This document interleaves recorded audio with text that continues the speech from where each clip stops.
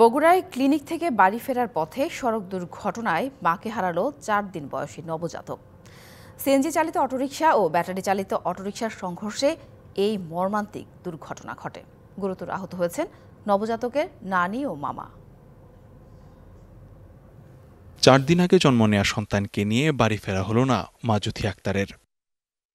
শনিবার বিকেলে বগুড়া শহরের হেলথ সিটি ক্লিনিক থেকে ছাড়পত্র নিয়ে বাড়ি ফেরার সময় সিএনজি চালিত অটোরিকশার সাথে ব্যাটারি চালিত অটোরিকশার সংঘর্ষ হয়।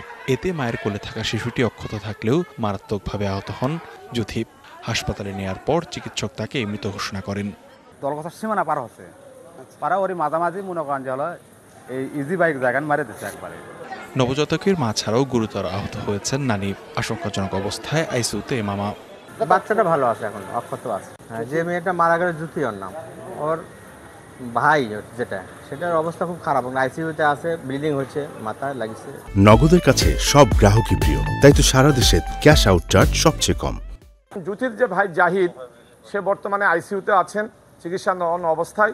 তার অবস্থা খুব গুরুতর এবং তার মা এক সাইডে একটা হাতে ব্যথা পায়। তার মা বর্তমানে ভর্তি আছেন। বিষয়টা খুব মর্মান্তিক। বেবিটা সেটা জুথিদের বাড়িতে নিয়ে গেছে, তারা এখন নাকি সুস্থ আছেন।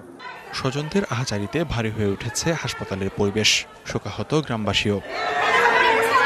DBC news desk.